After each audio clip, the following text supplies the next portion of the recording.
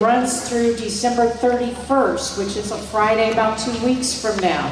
There are some cards on your table that give you the highlights of this event.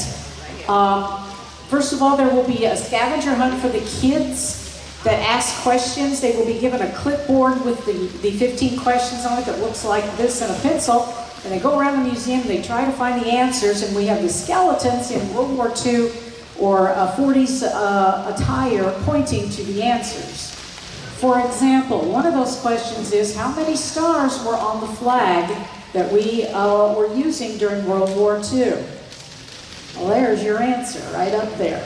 See it? That's a little Boy Scout skeleton pointing to the 48-star flag.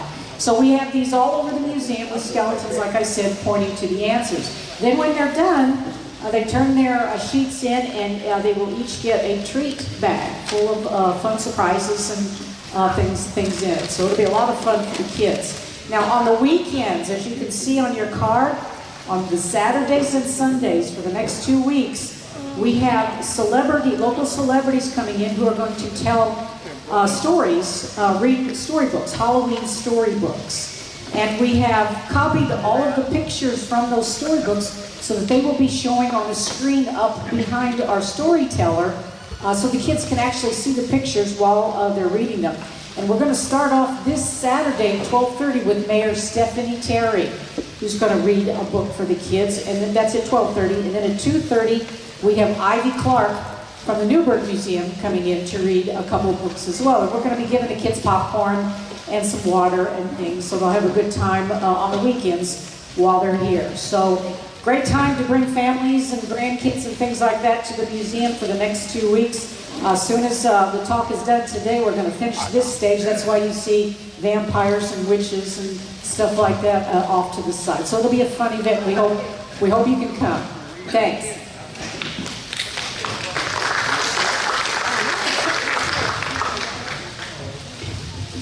Testing. Okay, John, come on here. Hello, how are you all? Good morning, everyone. Thanks for coming to the museum today. We're going to start today with a prayer, so all who can rise, please rise.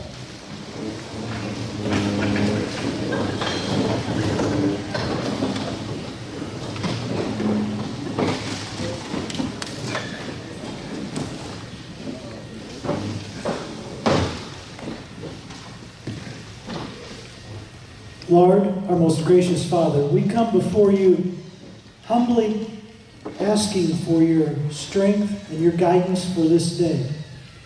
This marvelous day that you have made, the many miracles that we see, we ask that we would begin to appreciate them as never before. We give you great thanks for all the joy that you poured out on this country. We give you thanks for the food that we have today. For those who think of us, the Bronstein Foundation, we give them great thanks. And for all of the volunteers who work diligently here, we give great thanks for them. So this day is a marvelous day, and we ask for your guidance not only for us, but for the leaders of our country. And we pray that these words of peace that we've heard, that these could be words of peace that convert to action, and that there would be peace for a long time. So we close this prayer. We always give you great thanks for this day and for all days. Amen. Amen. Please join me in the Pledge of Allegiance. I pledge allegiance to the flag of the United States of America and to the republic for which it stands, one nation, under God, indivisible, with liberty and justice for all. Larry Head will now lead us in the singing of the Star-Spangled Banner.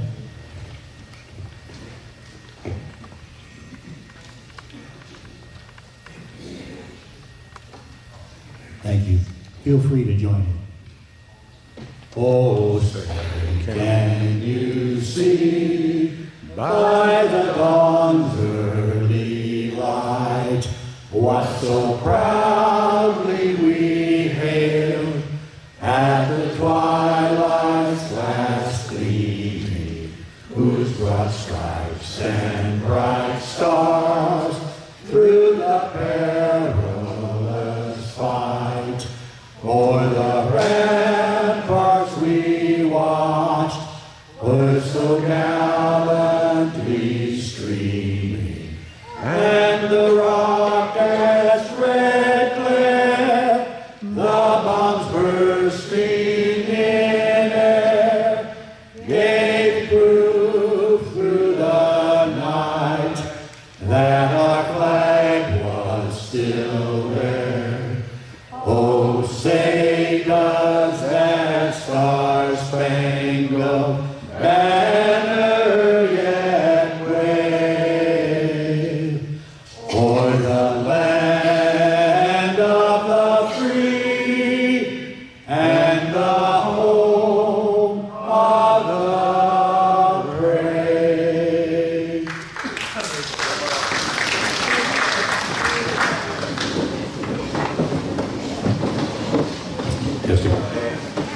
Good morning. Thank you for coming. Make sure you get your friends and relatives to come to our other talks. The price is the same. And we're not going to have steak. We're going to have this type of venue. We may have a different venue, but no steaks. I'm going to introduce this guy. Well, he was up there a minute ago. I'm going to introduce him in just a minute, but I have a few announcements. Ms. Donna Bone did talk about some things, and I hope you paid attention. This is something for Halloween. It lasts close to 2 weeks when we're open, and they will learn they will learn something instead of just getting high glucose. Okay, so bring your grandkids, nieces, and nephews, and we're open those Thursday through Monday. Our regular hours 12 to 4, and it's called something like Just Boo It. But they go around and they find things here and they learn something. If they don't learn, the parents have to learn it. Okay, that's going on. We're having Alex Gore's talk on the 25th. That's a Saturday morning. And he's talking about Mickey. That's his dad. His mother was a identical twin, and she was experimented on over during the Holocaust. So she has talked to USI multiple times. She's now deceased. And they have the Candles Museum that he helps run. So he's going to talk on Saturday morning, the 25th at 10:30 in the morning. It's free. Okay, it's FREE. Okay, but we'd love to have you here. He's an excellent speaker. He's written books. He's talked in Europe and other places. He's a podiatrist. He used to work at a Wellman Hospital here. The next announcement I have is the next two talks, and he had them on the film here a minute ago, but Bill Bartelt, if I pronounce it right, he's a history teacher at Harrison High School for close to 40 years.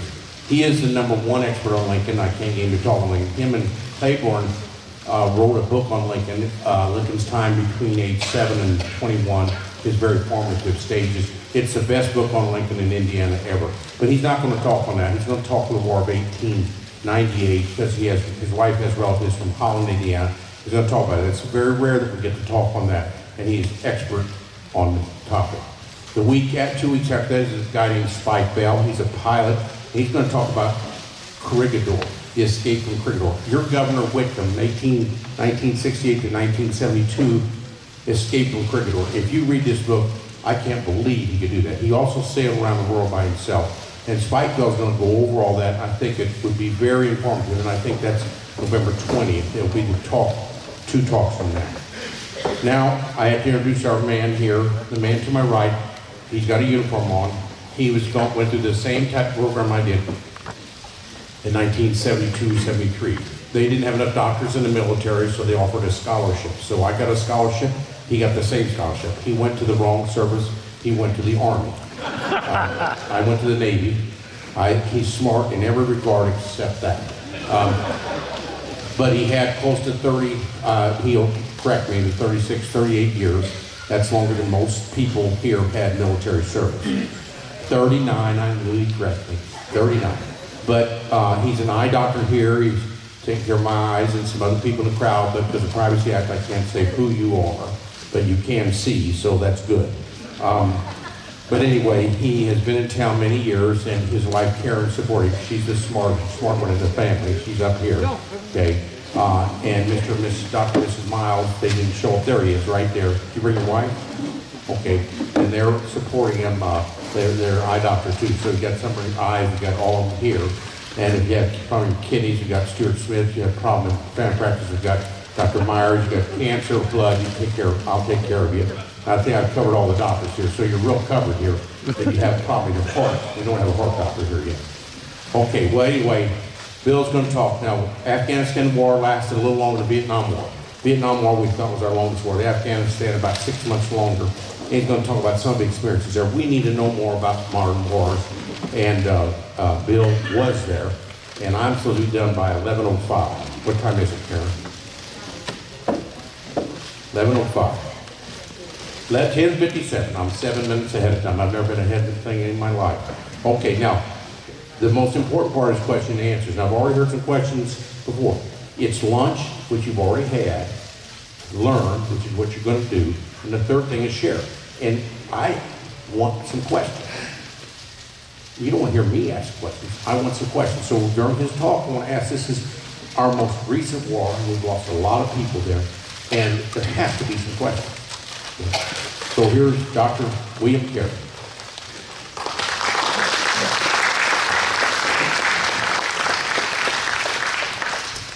Good morning. Can you hear me, especially in the back? Okay. Well, welcome and thank you for coming. I see a bunch of people I recognize, a bunch of people I know a little bit, and hopefully by the end of the day it'll be a bunch of people I know a lot. So we're going to do a lot, and I'm going to present my experiences in Afghanistan in a way that's different than I've ever presented it before.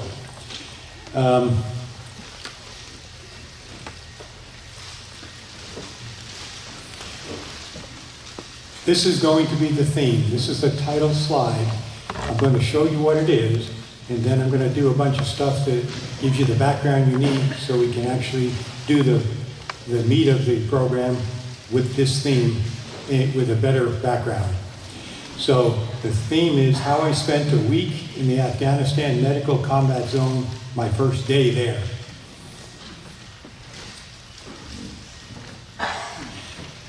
Well, combat veterans are often reluctant to speak about their experiences, and I'm no different. I think it's because it's so personal and so intense. They often feel, as I do to some extent, that those that know, know. Those that don't know will never know.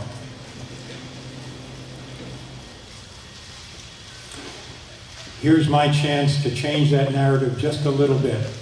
I'm going to give you the opportunity to get to know and feel what really went on there and to understand the combat experience from a medical perspective.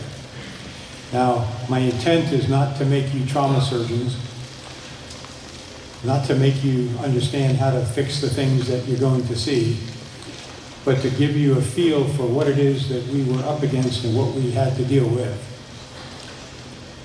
So, we're going to need some background. First of all, some definitions. Taliban, what's that?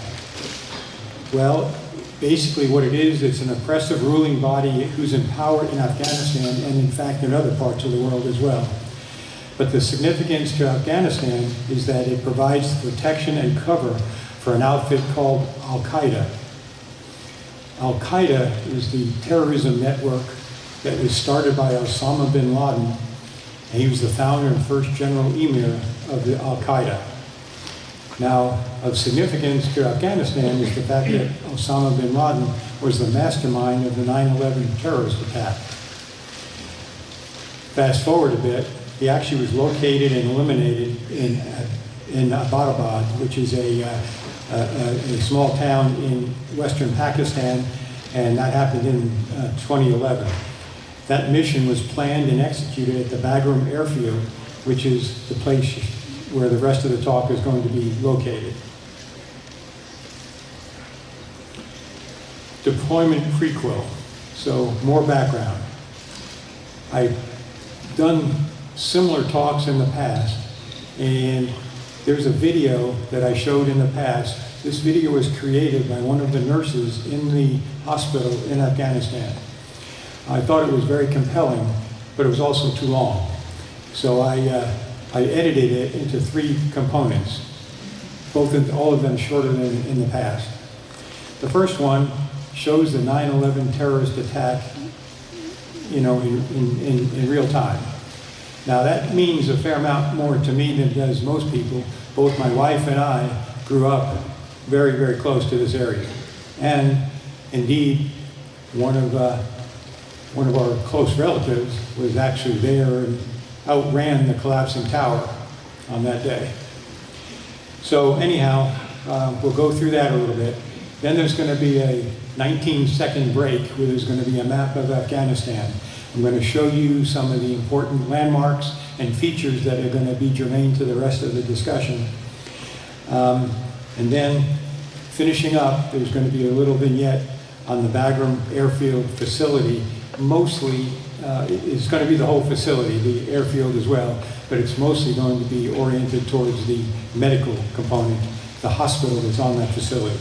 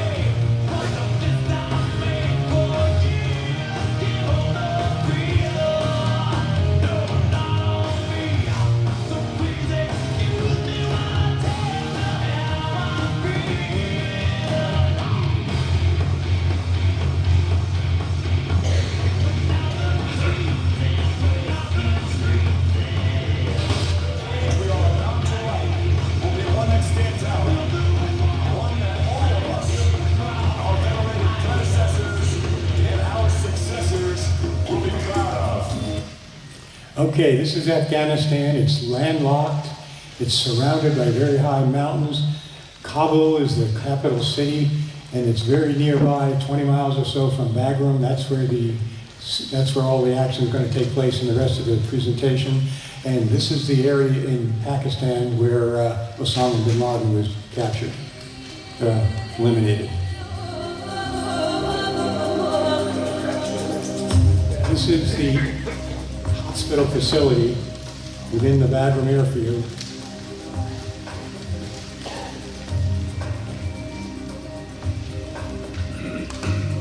All of the activity you see going on here are real people from the hospital and real patients.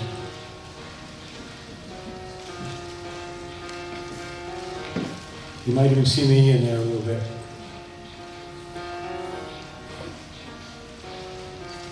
It starts with I don't know why. It doesn't matter how hard you try. Keep that in mind. No design is trying to explain in due time. All I know, time is a valuable thing.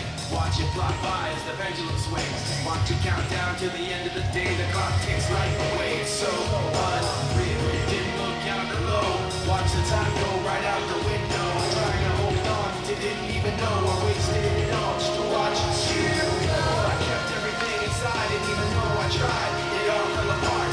What it meant to me will eventually be a memory of a time I tried so hard and got so far. But in the end, it doesn't even matter. I had to fall to lose it all. But in the end, it doesn't even matter. One thing, I don't know why. It doesn't even matter how hard you try. Keep that in mind. I designed this rhyme to remind myself how I tried so hard. In spite of the way you were mocking me, acting like I was part of your property. Remembering all the times you fought with me, I'm surprised it got so. Things aren't the way they were before. You wouldn't even recognize me anymore. Not that you knew me back then, but it all comes back to me in the end. You kept everything inside, and even though I tried, it all fell apart. What it meant to me will eventually be a memory of a time when I tried so hard and got so far. But in the end, it doesn't even matter. I had to fall to lose it all. That's the nurse that did the video.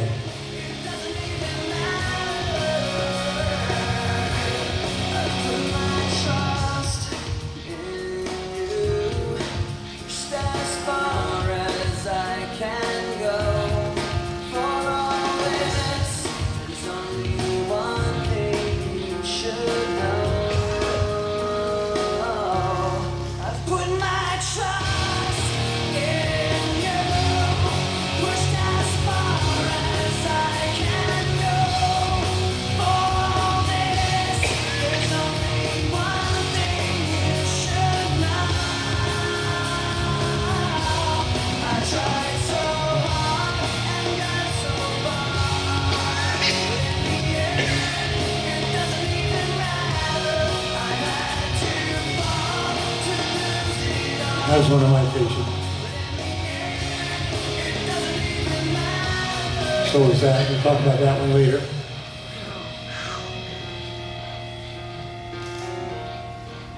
And that's Sophie. We'll talk about her later.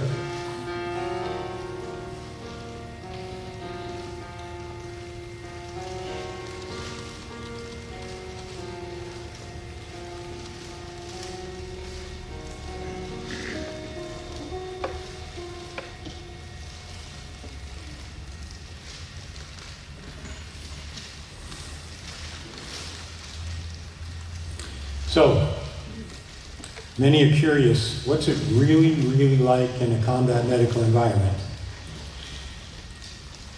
Well, the answer is there is no good answer.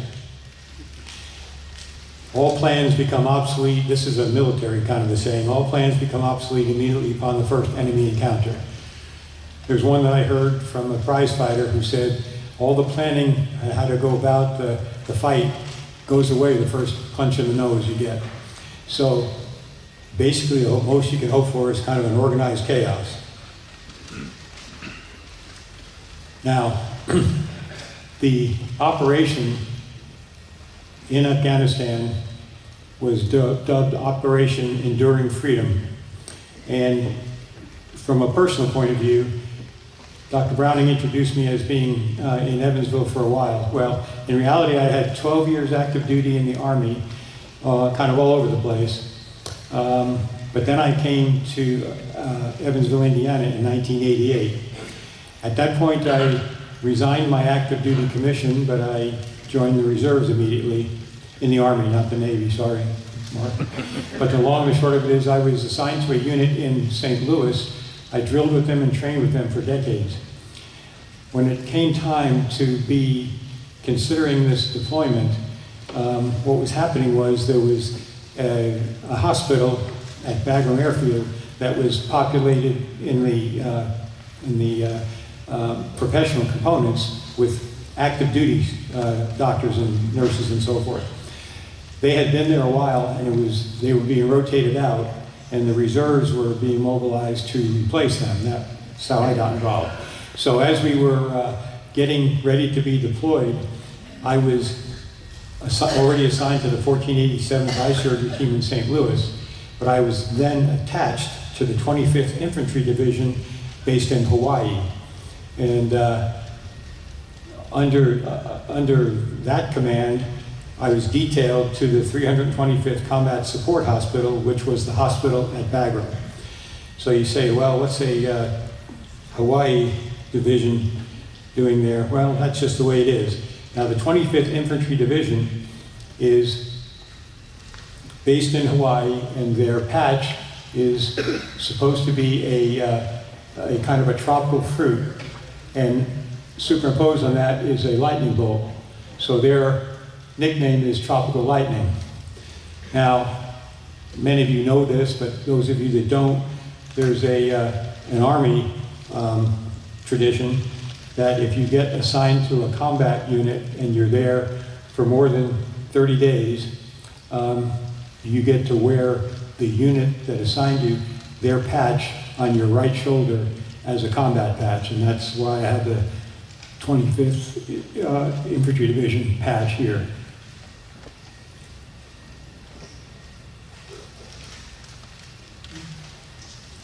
Now, I'm going to talk a little bit about the team that went with me from the people that they scarfed up from different reserve units and put us together, and this is the team that went with me.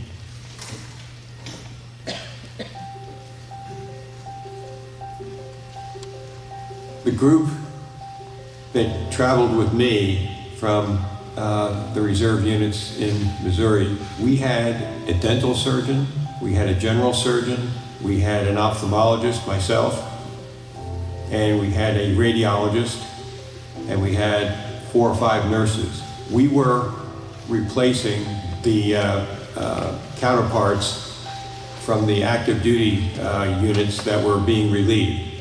But other units from other places were replacing the other components that were there. When everybody was all there together, we actually represented a very good cross-section of the medical specialties. The demands of the medical situations often required people to work outside their normal specialty. And the beauty of the complement of folks we had with us was everybody's willingness to work outside their specialty, to do what they could whenever they felt comfortable. And the long and the short of it was we had lots of people doing lots of things outside their normal activities. And that's what made things get done. You made the best use of the resources you had available and that you had to bring to bear to the situation you were confronted with. The interesting thing about our group is that we were senior to most of the folks there. And our general surgeon dubbed us the AARP platoon. So long and the short of it is that, just as an example, the radiologist was a West Point graduate, sharp as a tack, really good, 67 years old. But he worked just as hard as anybody, and so we earned our stripes as the AARP platoon, though.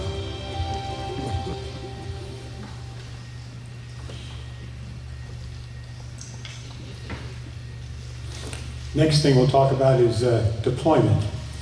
Now, I want to kind of go through that a bit because so you know what's happening when I actually get to Afghanistan. It's really important to know how did I get there and what were the circumstances and the situation leading up to that. So here we go.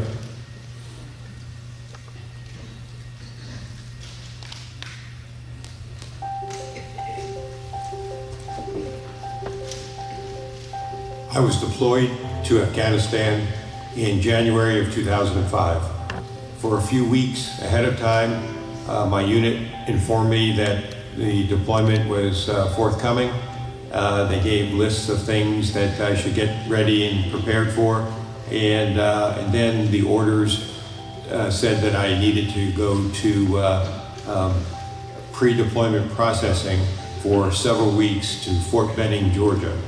So I spent several weeks at Fort Benning going through what the military decided was necessary for me to get educated about, what I needed to know when I got over there, cultural things, all kinds of pre-deployment information, medical stuff, all kinds of things.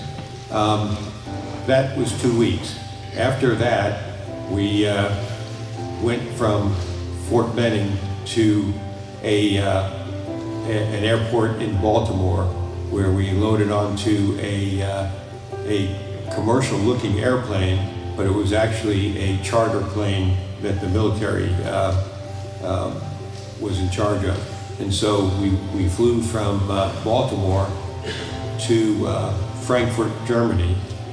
And in Frankfurt, we then changed to other more specific military aircraft. And then we flew to a place that I had never heard of before called Kyrgyzstan. That is Kyrgyzstan's a country that borders the northeast portion of Afghanistan. So we landed there and had a little bit more preparation, and then we went from Kyrgyzstan to Afghanistan. The place in Afghanistan was Bagram Airfield. Bagram Airfield, the hospital, was an Air Force run facility that had basically an airfield that was left behind from the Russian occupation several decades before, and around it were support facilities, including the hospital that we were going to go to. But the trip from Kyrgyzstan to Bagram was very interesting because the area that Bagram is in a high desert area. What does that mean? It means it's kind of flat and not much there, but it's surrounded by very high mountains completely. And so the flight in was a relatively high altitude flight until you got near Bagram. And then because of the mountain issues and because of issues from enemy rocket-propelled launchers and other anti-aircraft threats, we did something that was really exciting. We went from high altitude to low altitude just in a flash. And so we went from high altitude to low altitude to immediate landing. And so if you've ever been on a extreme roller coaster, this was worse. But that was our welcoming to Afghanistan. Okay, a little nostalgia. This really is important to the whole issue as we evolve my first day in Afghanistan. How many people remember the movie Groundhog Day? I figured this audience would be familiar. Well, that was a 1993 film, and the gist of it is basically that this frustrated TV weatherman went reluctantly to this little town called Punxsutawney, Pennsylvania, which, by the way, I had an aunt and uncle that lived there, and Karen and I have been there, and we've seen the groundhog. But long and the short of it is, this guy went there reluctantly, and somehow he got hung up in a time warp, and every single day started the same thing over and over again. So you relive the same day over and over and over. So the term Groundhog Day has actually taken on a new meaning in the English language, well, not the English language, the American lexicon. It means same thing over and over and over again. Yogi Berra might have said it best, deja vu all over again. Okay, but the long and the short of it is, that comes up here in a minute in a way that is germane to the subject.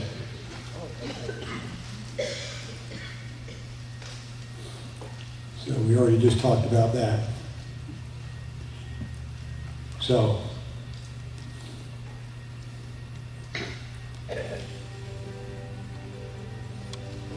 lots of folks would wonder what it's like in Afghanistan, what it's like specifically at the hospital, and what normal activity is.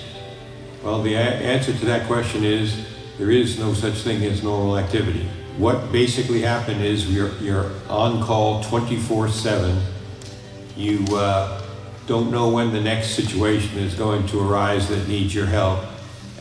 So you're constantly anticipating the next event.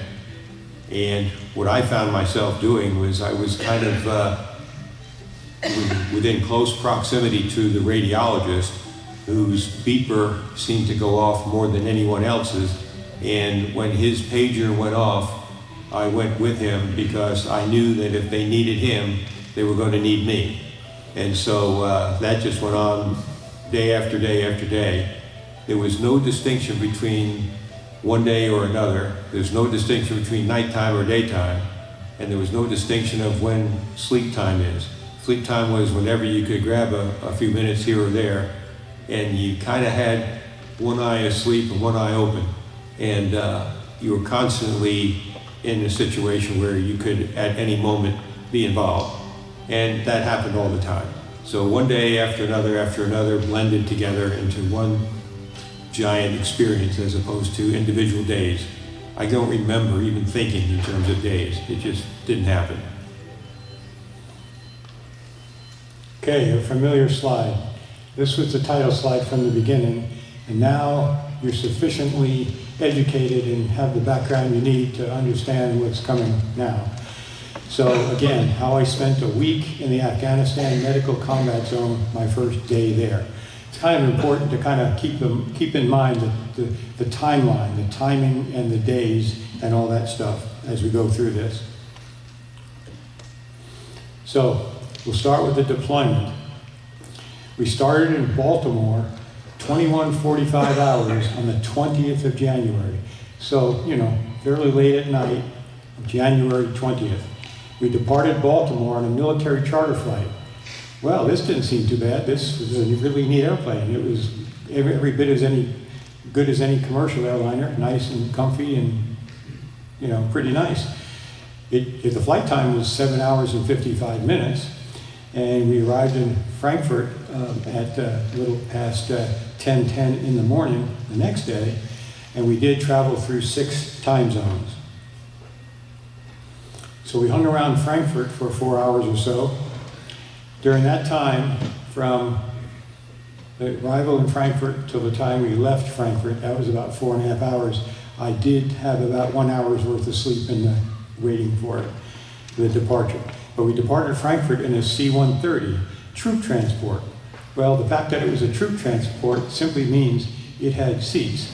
Well, that seats is in quotation marks. They were basically web seating, but at least they were in rows, okay? So it was, you know, reasonably uncomfortable, but it was doable. The flight time, though, was more than 8 hours, and we crossed 4 time zones, and we arrived in Kyrgyzstan, which is that country that you've seen a few pictures of earlier. It borders, there's one country between Afghanistan and Kyrgyzstan, but it's in the mountain area on the northeast part of Afghanistan. Again, 4 hours more time zone to go through. So we waited around a few hours and then departed Kyrgyzstan on another C-130, only this one was designated an equipment/troop transport. Not really. It was an equipment transport with a couple of seats sprinkled around. And all the seats on this aircraft, they were still the same web seating, but now they're up against the bulkhead and you're seating sideways. Okay, so it went from Baltimore, pretty comfortable, from Frankfurt, okay, from Kyrgyzstan, really uncomfortable. But the good news is it was only a 2-hour flight time.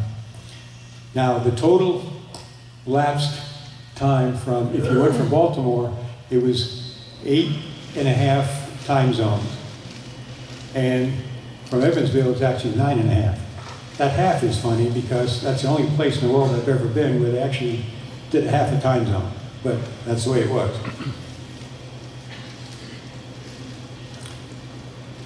Okay.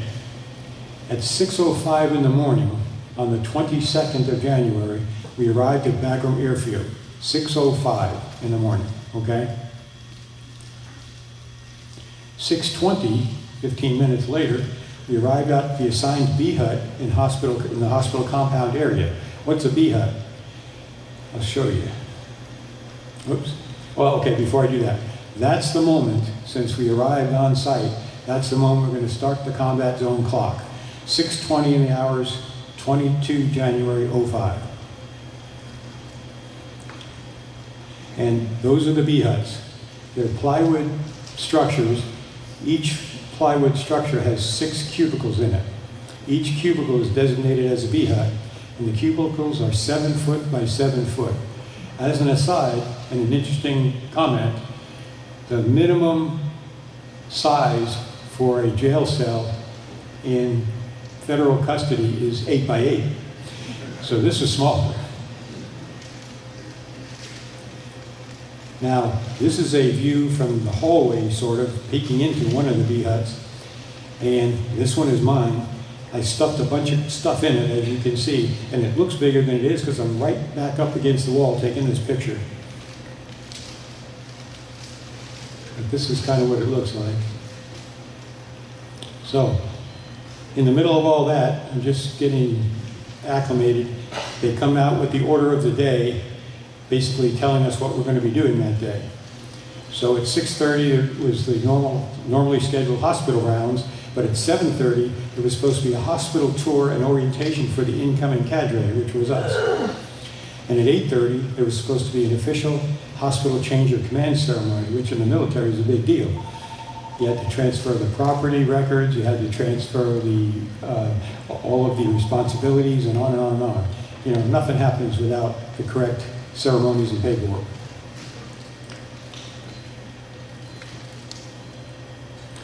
But I had a few minutes, so I thought, well, let me see if I can make use of the shower situation and the morning hygiene. Well, the latrine and shower point are 45 yards down the road, and the ambient outside temperature is minus 25 degrees with snow on the ground. So that's the shower point, and that's the road, and that's a little snow. It was actually more on that day. So, 7:30 hours, 22 January, about an hour after getting there, a little bit more than an hour, the hospital orientation tour for the new cadre begins. Okay, that's a picture of the outside of the hospital. That's a picture of the outside of the hospital area where the emergency room is, emergency treatment area. That's a view just inside the doors of the emergency room. That's a little deeper into the emergency room. That's the ICU nursing station. Intensive care ward. Typical internal hallway. This is the morning report room where the medical staff met every day to talk about the inpatients. This is the medical ward. This is one of the operating rooms. We actually had 2 main operating rooms and 2 others we could bring on board if we needed them. That's the fancy prep sinks for the operating room. That's the pharmacy outside, pharmacy inside. And this is interesting because that's Dr. Hartke. He's our 67-year-old radiologist. And he's important to the situation because 4 years before that, he had been stationed at this same hospital. That's important for the next 2 slides. He's the reason we had such a good X-ray equipment. And I can't believe a combat support hospital had a CT scanner, but we did. And that was because of him. Okay, so we're towards the end of this hospital tour when all of a sudden across the compound came a major alert. The change of command ceremony is postponed and all surgical and triage personnel must report right now to your posts. 5 minutes later, a directive came out. Prepare for immediate mass casualty situation with many serious injuries from a bus IED event just outside the main gate. Of course, here we are. The outgoing cadre hadn't left yet. The new guys hadn't been sworn in yet. There's no change of command. that we have these serious patients arriving. So we all just sort of informally got together and said, we'll do what we need to do. And so it was kind of an all hands on deck posture that we assumed informally. Okay, a few minutes later, the initial situation report came in. It was a bus transporting the translators from Kabul, the capital city 20 miles away. It was hit by an IED. There were 45 souls involved. One was an immediate fatality, the bus driver, and the other 44 were all severely injured and many were unstable. The good news is it happened right outside the hospital compound, so there were a lot of medics on scene treating and transporting the patients. Now here's where I have to go off the record a little bit. I'm going to show you all the patients you're going to see are real patients from this situation. You're not going to see all of the patients. Some of the patients from some of the other doctors I didn't feel comfortable actually showing. But all the patients you're going to see are patients I was involved with. And some of the patients I was involved with you're not going to see. It's important for me so that you don't leave here with an abstract idea of what it was like in the hospital in Afghanistan. I want you to leave with a concrete idea of what it was like. You can only do that if you're exposed to some of the real stuff. So I'm going to expose you to some of the real stuff, but believe me, it's sanitized. What you're going to see is not nearly as bad as the stuff I could have shown you. So in any event, some situations were deemed inappropriate for public presentation, so bear with me on that. But all these patients are ones I was involved with. So this particular patient, the main issue here is his ears just hanging on. On the other side, he had a really severe eye injury. What's over here is even more impressive in a minute. More of the eye. The ear is now draped, being ready to be reattached. And again, more of that. Here's some of the head wound.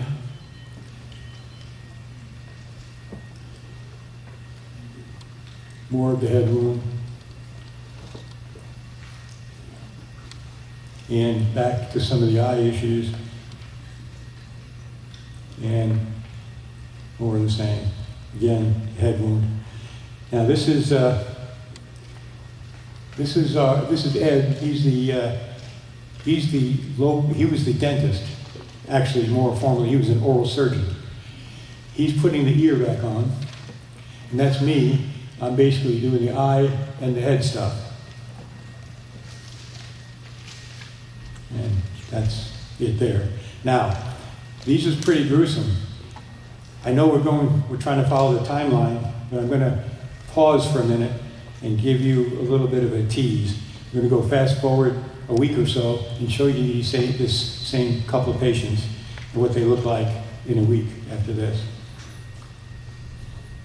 I'll just breeze through this. That's the ear reattached.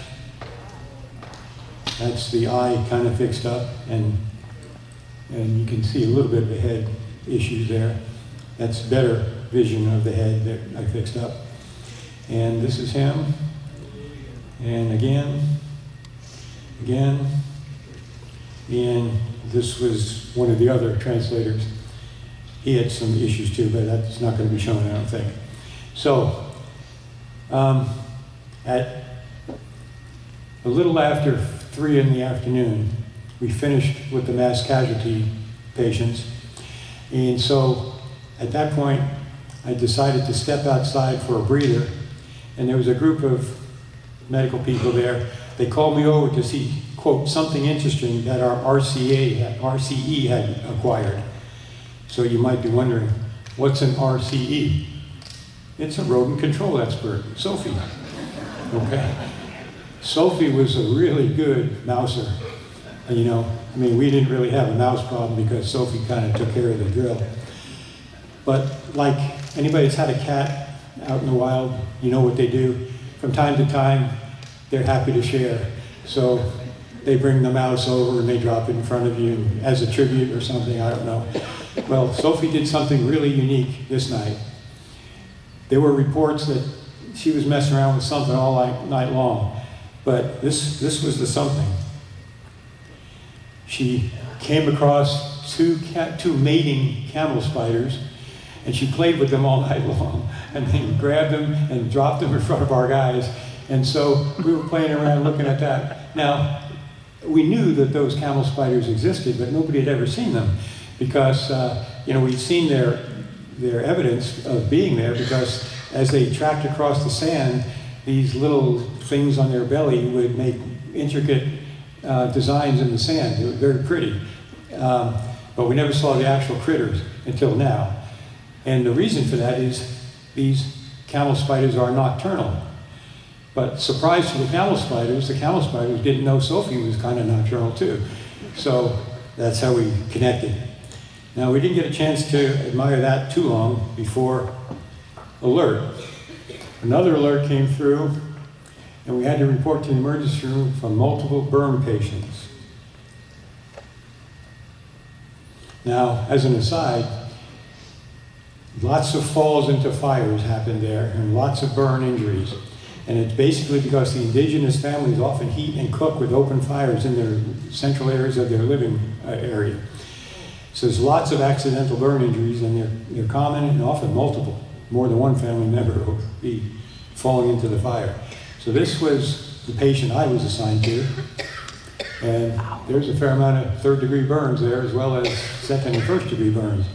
So that's going to take some time, and so you basically work at getting rid of that char, that third-degree burn stuff, and get down to what's real tissue. And one of the reasons that I was tasked to do that is they knew I had a lot of experience, not just in eyes. I've had OB-GYN experience, and I've had years and years and years of extensive emergency room experience.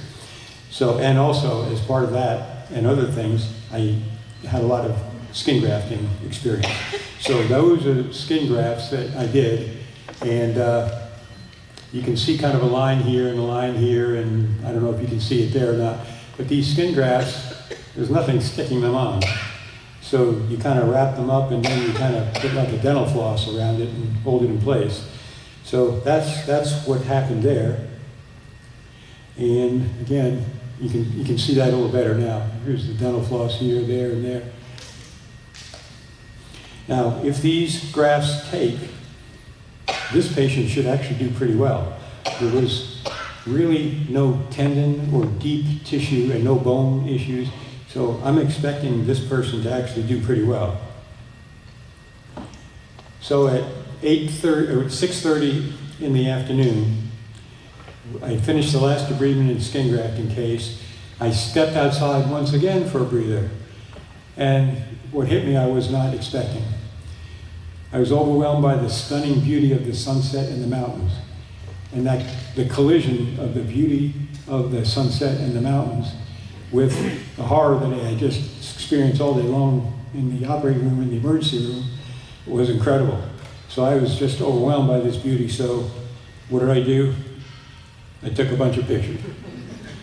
So here's the sunset on my first day there.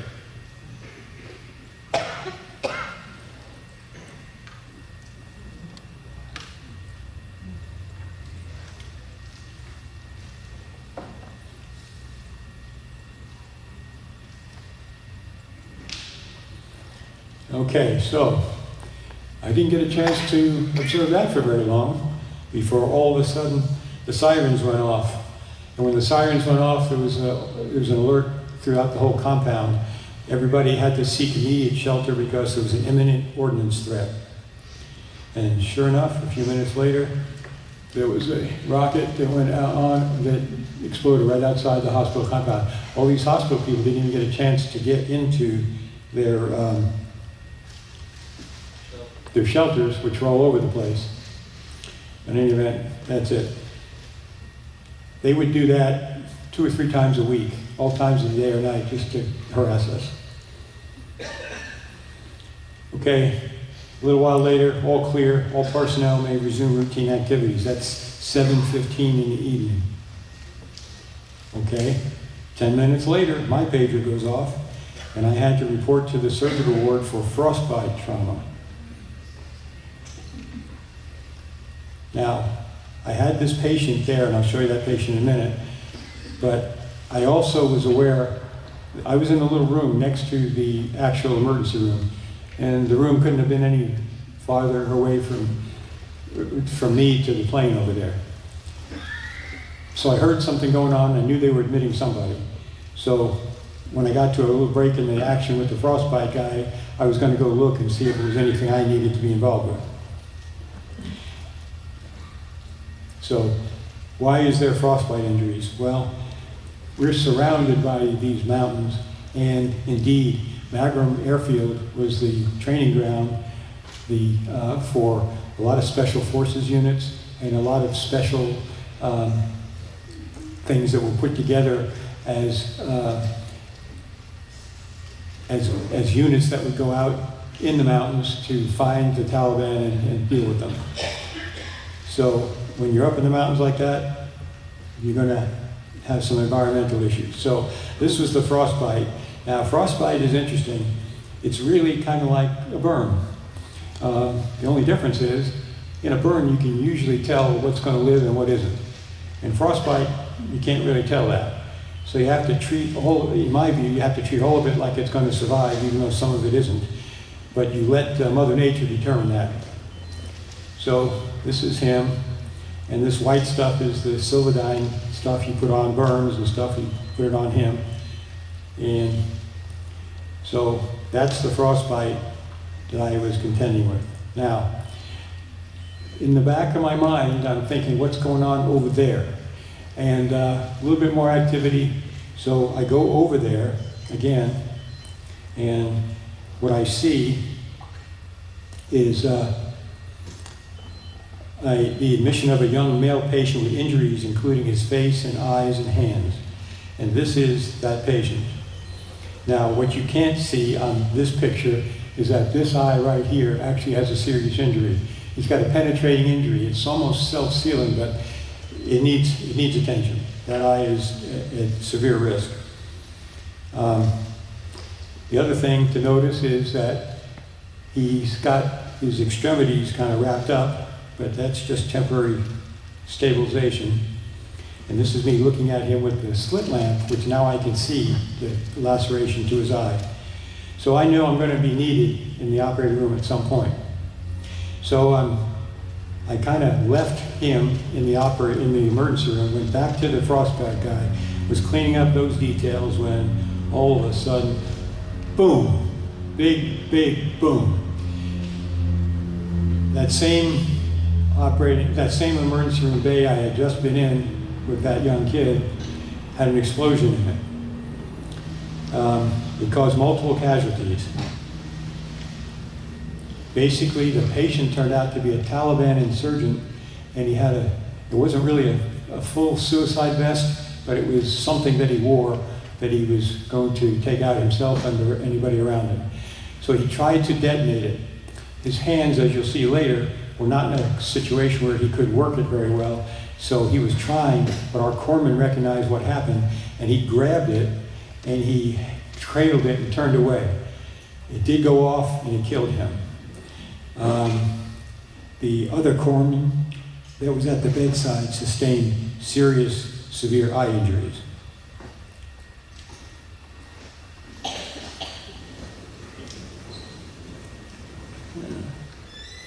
So, if I go back. Yeah. At 21:15 hours, again, this is that first day, we went to the operating room. I took primary responsibility to repair the corpsman's right eye, and I was going to work on the insurgent's eye when I could break free and go over there. There was plenty of orthopedic stuff for the other guys to be doing on the insurgent. So that's me fixing the corpsman's eye, and that's the extent of his injuries there. And pretty involved. Now the good news is, as terrible as that looked, I really thought at the end of the day I was going to be able to salvage his eye, at least as a working eye. How well it could see, there's no way to know yet. but I think that we got him past the point of where we felt we were going to just have to take the eye out. And for what it's worth, there he is stabilized, and there's his Purple Heart. Now, we're going to go back to some of the gruesome stuff. This is the Taliban insurgent. That's his hand. That's a tendon right there. And what you don't see are lots of other parts that should be there. Where's the nerves? Where's the this? Where's the that? So they spent a lot of time going over what the options were with this hand and that thumb. And we'll just go through some of that. It turns out that the ultimate decision was to sacrifice the thumb. Now, before I get to that, there's the two main orthopedists, and behind that is a general surgeon working on his leg. That's what they decided was the best approach on that hand. Just give up the thumb and have the other fingers all work. The other hand, a little different. Lost some of the digit there, lost some of the thumb, but at least it'll be a reasonably functional hand. Then again, finishing up on the leg. Final result of that. Okay, so now it's 3:30 in the morning on the 23rd. We're finishing up in the OR. My pager goes off, and I had to go to the operating room for head and eye injuries from a motor vehicle accident. So this is what I was confronted with. A lot of facial trauma, and this eye is like somebody took a grape and hit it with a hammer. It's open, and it's filleted open, and it's exposed.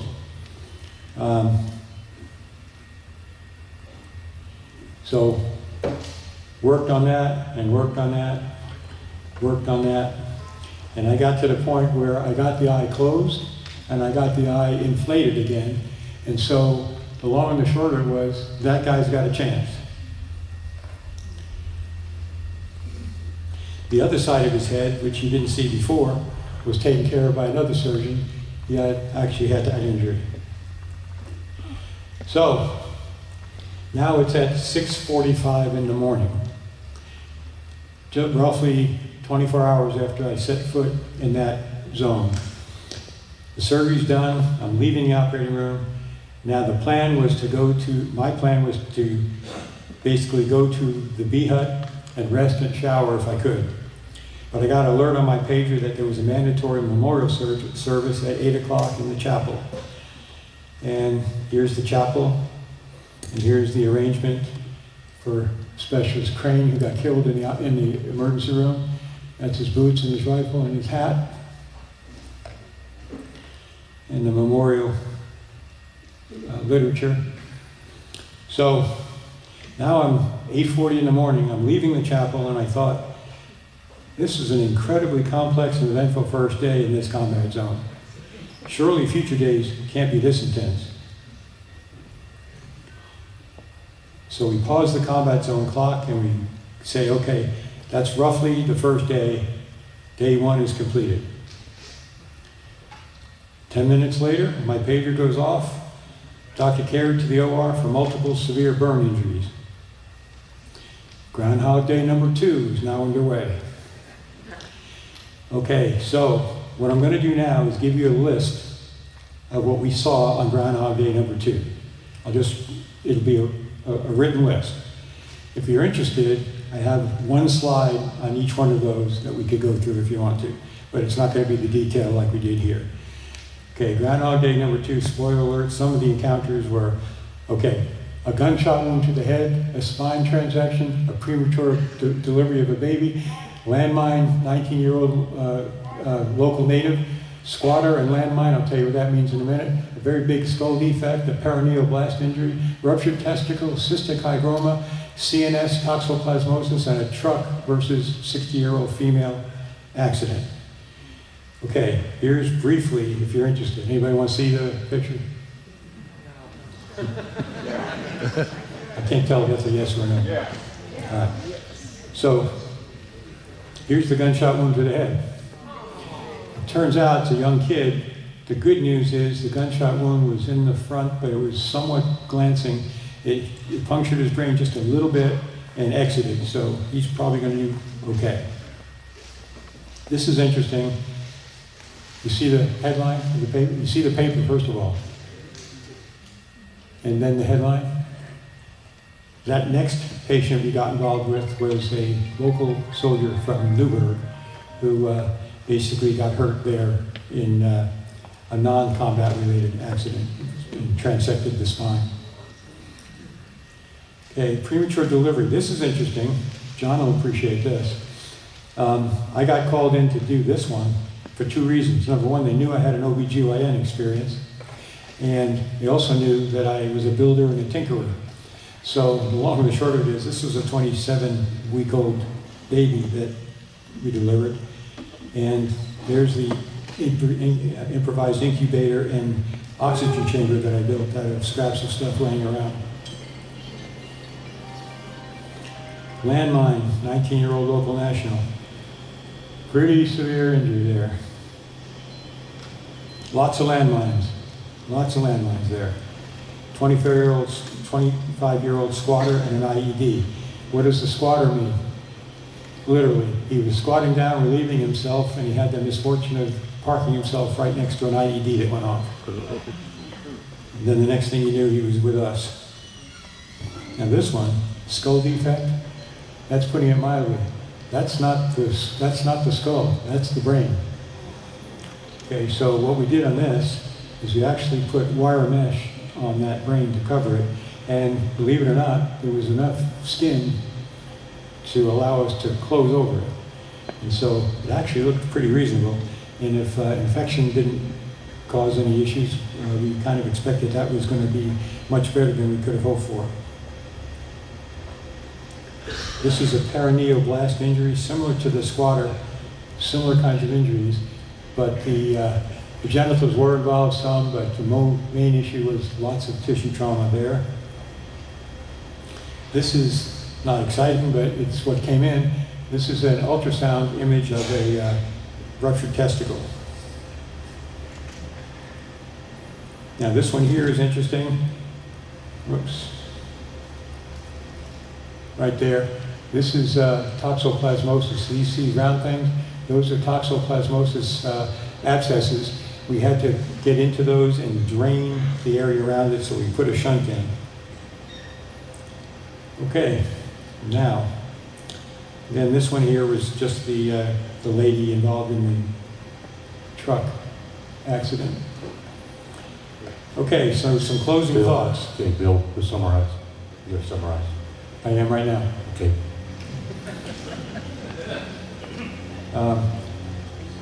So some closing thoughts, basically to keep in mind the perspective and the actions and the activities of others that have borne the burdens and suffered greatly to keep us safe and free.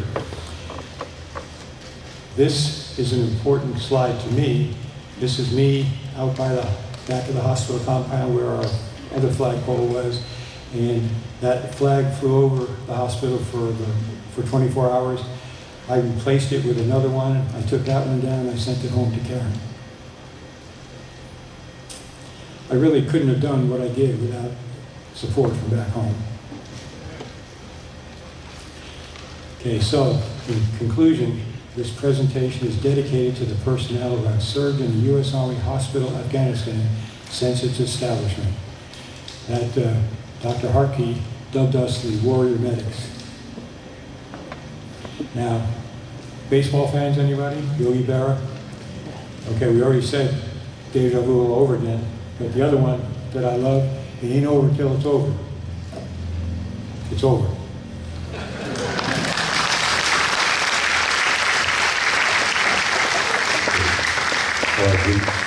Thank you so much, Bill. That's a tremendous talk. I've got several questions. I want some microphones out in the audience. If we don't have them, I'd like them now out to the audience. I'd like some questions. Several things. Number one, the emotional thing you said leaving Karen. I left in January of 1990. I had a baby in the oven. My wife had a baby in the oven. That knew she was pregnant. I had one 9-month-old, and I didn't know if I was coming back. And you don't know what he just talked about with Carey. Out of sight, out of mind. But we have many veterans here. But when you go to meet your maker or go in harm's way, we're saving every one of your privileges, and freedom is not free. And out of sight, out of mind. You saw those horrible slides he showed. He's right in the middle of it. Right in the middle of it. He had to leave his family back, and he was gone. But we're out of sight and out of mind. And out of sight, out of mind, we forget how much suffering, how much mental anguish, how much veterans have given to our country. And I hope you pass that on to your offspring and your relatives, because what Bill just said is unbelievable. So, first of all, I got several questions, and I don't see microphones moving out to the crowd. Okay, we got microphones out there, so you raise your hand, then you have to look at the camera, and you have to say your name, and then you ask your question. So we've got a question up here in the front, an Army guy right here. Okay, first of all, we have, this is a USMC Semper Fi. This is a Marine. Talk up and say your name. Don Johnson, great presentation. My biggest question is, it looked to me on day one, the majority of your patients were locals. Majority, was it? How normal was that a day for you relative to that point? Yeah, I usually may have a slide addressing that, but the circumstances are that our primary mission, number one, were U.S. forces. Our secondary mission were coalition forces. Our tertiary mission were local nationals and others. And just by the sheer nature of the fact that we were in their area, you know, the combat casualties were coming in from elsewhere, except for the obvious ones that happened in the emergency room. But in general, most of the patients coming in were local nationals or dependents of them. So yes, by sheer numbers, they were the tertiary care situation, but they were by volume, they were the most patients we saw, definitely. You got another question up here, but what he said, you saw him make the incubator. Mr. Bill here, or Dr. Bill can do about anything, but he helped create the incubator. If you talk about World War II and you talk about what the sergeants wanted, they said, I'll take one farm boy over 40 city boys, because the farm boys, everything's broken. And what he just talked about, he said improvisation. He had to word up, in war, it's chaos. It's organized chaos. And improvisation, he does all the time in his life. He has to improvise. But in war, you have to improvise because you can't buy a new one and put a new one here. Because, you know, Amazon doesn't deliver to the war. A name? My name is David Wilson. Two questions. First question is, do we still have any troops in Afghanistan? And second, what can you tell me about the burn pits that we've heard so much about? Two very good questions. The first one, do we still have troops over there? Do you want the official answer, or? The official answer is no. We evacuated that facility a couple of years ago under circumstances other than tremendous. You gave it back to us. I can't really get into it, but I happen to know that we had some eyes and ears in the area, yes. What, burn pits, very important question. I was actually exposed to the burn pit. So yes, the burn pits were there. Afghanistan was one of the areas where the burn pits were sort of prominent. And so there are a fair amount of casualties that are coming to light based on long-term remote exposure to those burn pits. That's a question I don't know. Yeah. The question was, what was the burn? What was being burned? Yeah. Probably not good stuff, but I don't know that. Okay. If you reflect the Afghanistan war a little longer than the Vietnam War, you got another question over in a minute. But if you look at the amount of troops you have active duty right now, that's 2025. We have 1.3 million active duty. We have about 600,000 reservists. So he was a reservist during this. We uproot people's lives and put them over there. There's several doctors in town that have had to close their practice, go work for a couple of years, and come back, and their practice is hard to build the practice back up. It's very difficult for doctors. It's difficult for anybody that's a reservist to uproot and go. If you look at 1989, that's when Reagan built everything up. We had 2.2 million troops active duty and about 300,000 or 300,000 to 500,000 reservists. So we had 2.7 million active duty. We had 594 ships, and right now we've probably got about 300 ships.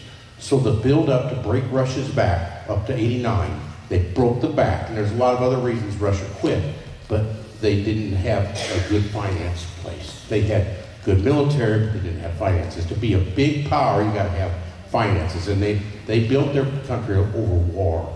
And that's not part of Afghanistan, but you see the stuff that's happening right now in Ukraine with Russia and everything else. If you want to live in Russia, I wouldn't advise it because they're always at war. And you can look at some of our displays, the Russians got a lot more deaths from war than a lot of other civilizations. Now, Bill has helped us also.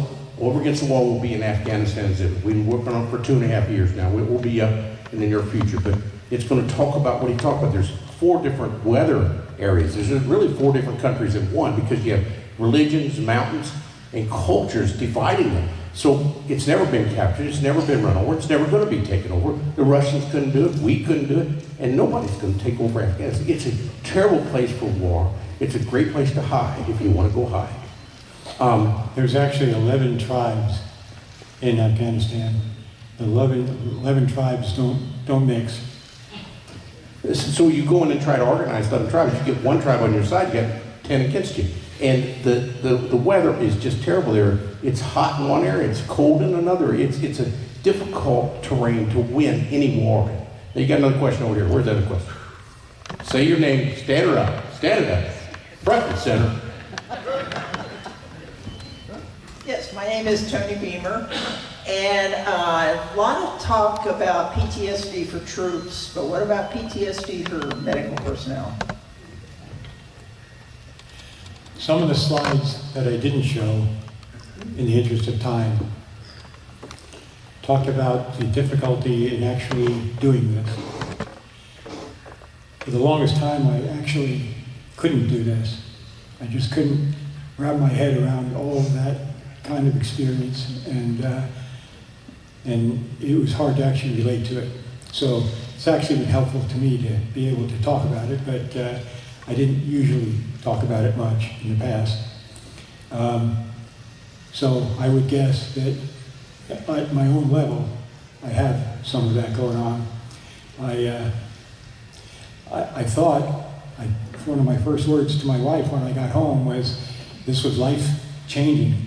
I hope I can remember the lessons I learned over there and try to mold my life in a better direction. But it's hard. You just can't forget about all that. When you're in the midst of it all, you just grind through it. But when you have a chance to reflect on it, it's hard. What he just said, I mean, I got PTSD from some of his slides. You know, but anyway, there's a university professor at USI came and talked to her about 10 years old. He talked to us, he'd been over to Iraq and he experienced it himself, and he talked about PTSD. He was a psychologist, and he summarized the things as the following. He says, I come back from war, Bill comes back from war, there's nobody to talk to about what he just showed. He talks to you, but he talked to Karen, and Karen's gonna listen to it for a couple of days, and Karen's gonna shut him off. She can't listen to it forever. His kids can't listen to it. So that's what happened to most veterans. So what was created in 1921? American Legion, VFWs, and a thing called 40 Navy. There's too many of those people out there, members of those. They go in and BS with these guys or gals in the veteran places, and they release. And those people can also listen to their story, believe their story, and have empathy with the story. And that's very much of what you call support factor of all these legions that are created in the United States. 2 million of American Legion, but it's a gigantic number. And that's part of helping with PTSD. I've had patients from World War II that have frostbite. They wouldn't even talk about, they were in the Battle of the Bulge, they wouldn't even talk about it.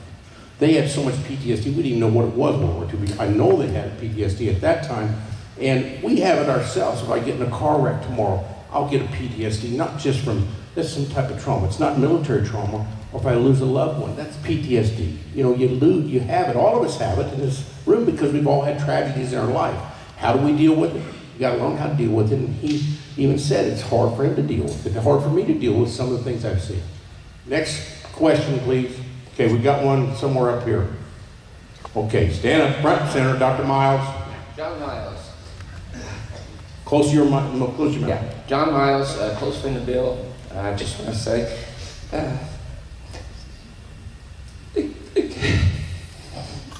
thank you for the presentation.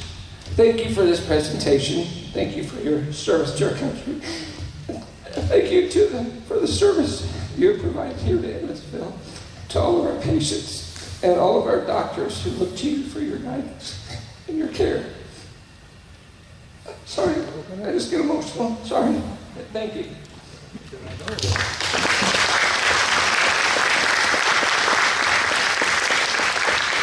Very close friend.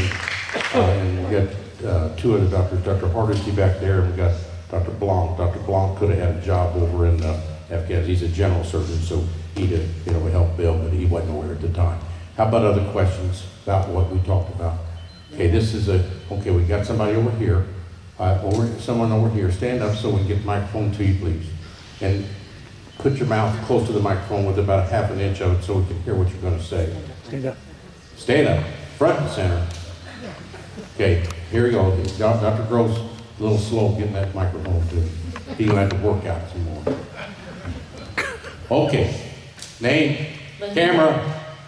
I'm here. Linda Morris. Since you were there for just good to help, how many times did people come in and try to destroy that place? Was that kind of what happened in that one part where he had like a bomb? Yeah, that's an interesting question. I used to address that. You might have actually wondered how come that bomb wasn't discovered when he first got to the emergency room.